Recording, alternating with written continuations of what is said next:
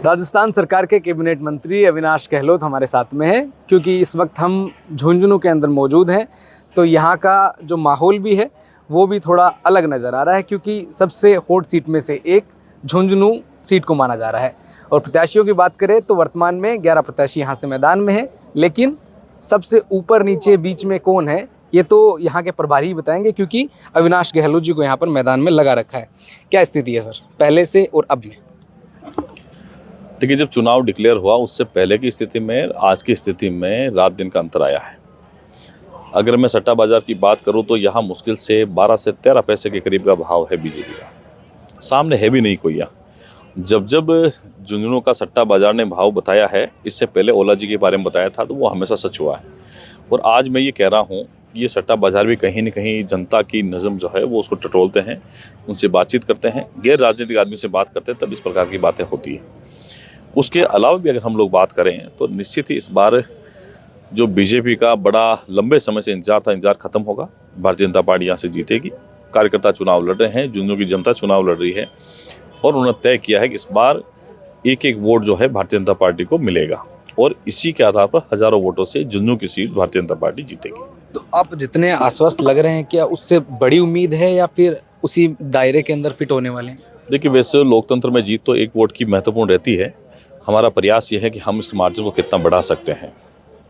हमारा जो लक्ष्य है उससे कहीं ज़्यादा कार्यकर्ता मेहनत कर रहे हैं और ये 23 तारीख को जब मतगणना होगी उस दिन पता लगेगा। ऐतिहासिक दीपावली जो है झुंझुनू के लिए 23 तारीख को रहेगी।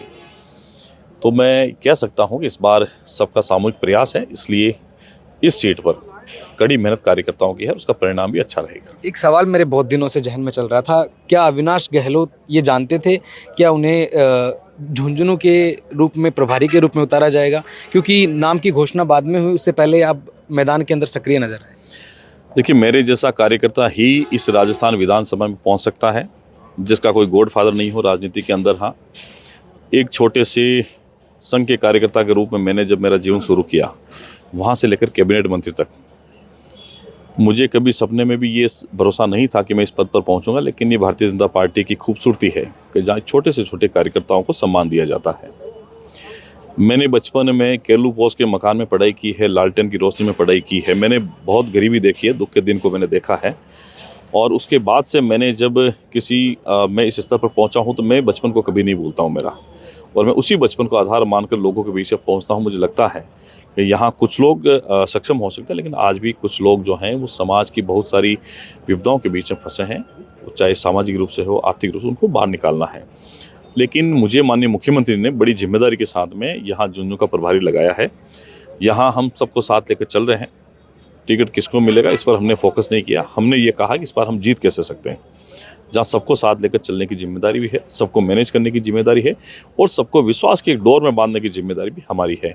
छोटे छोटे लोगों से बात करके उनको बीजेपी की विचारधारा से जोड़ना, सरकार की लोक कल्याणकारी योजनाओं के साथ जोड़ना, ये हमारा विषय रहा है और उसमें हम कामयाब रहे हैं। आगे भी इस मुद्दे पर काम करेंगे।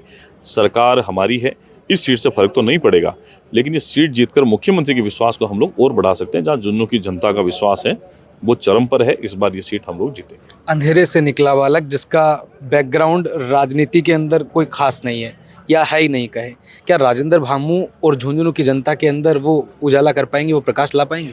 देखिए, राजेंद्र भामू जी एक किसान के बेटे हैं, एक फौजी के बेटे हैं, और वो भी एक ऐसे किसान परिवार से निकले हैं जिनका कोई राजनीति में गॉडफादर नहीं है। उम्र के इस दौर में उनको मौका मिला है जनसेवा का, तो राजनीति के माध्यम से वो झुंझुनू का प्रथम नागरिक बनकर सेवा करेंगे, इसमें कोई दो राय नहीं। एक सुशील सज्जन व्यक्ति हैं, इज्जतदार व्यक्ति हैं, सबको साथ लेकर चलते हैं और व्यवहारिक भी हैं, सब लोग जानते हैं। और इसी का कारण ये है कि जिस दिन टिकट डिक्लेयर हुआ, लोगों ने टिकट की बधाई नहीं दी थी, लोगों ने जीत की बधाई दी थी। हाँ, ये इस बात को इंगित करता है कि भारतीय जनता पार्टी का बड़ा जनाधार है। राजेंद्र भामू जी एक अच्छे व्यक्ति हैं जिनको सब वर्ग बिरादरी के लोग स्वीकार करें। अच्छा, त्रिकोणीय समीकरण अभी तक इसको बताया जा रहा है इस पूरे चुनाव को, लेकिन सबसे बड़ी बात है कि कांग्रेस, जहां उनके कुन्ही की पार्टी के मंत्री रहे हुए हैं राजेंद्र गुड्डा, उनको प्लान बी बता रही है भारतीय जनता पार्टी का। देखिए, ऐसा नहीं है, लोकतंत्र में कोई भी चुनाव लड़ सकता है, आप किसी को रोक नहीं सकते हो।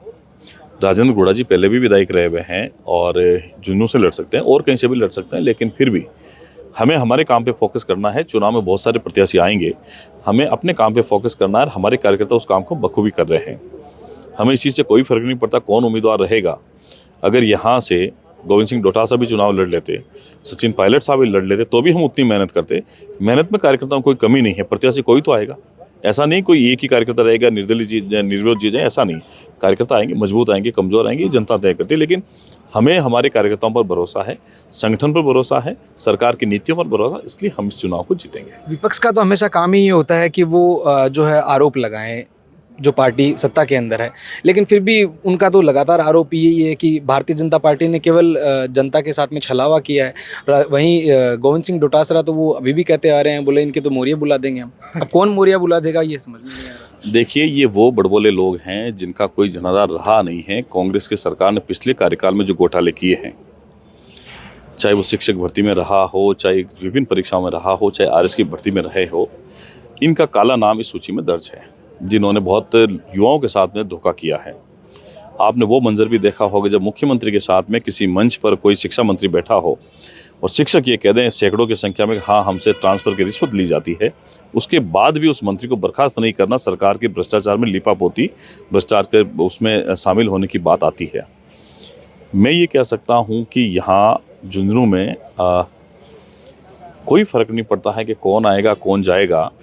मौर्य तो इस बार कांग्रेस का बोलेगा, सबसे पहला मौर्य डोटासरा जी का बोलेगा। उनके खुद के जो लोग हैं वही असमंजस में हैं, वो खुद ही भारतीय जनता पार्टी को वोट कर रहे हैं। उनके जो खास आदमी हैं, अब इससे बड़ी दुर्दशा कांग्रेस की क्या होगी। उनके नेता ही नहीं उनके पास में, उनके आपस में झगड़ा इतना चल रहा है कि वो समझ नहीं पा रहे ना संभल पा रहे हैं। इसलिए हमें फिर भी उनसे कोई मतलब नहीं, हम तो हमारा प्रयास करेंगे, हमारा प्रयास बेहतर हो, बेहतर से बेहतरीन हो और इस चुनाव की सीट को हम लोग अधिक मतों से जीत सके।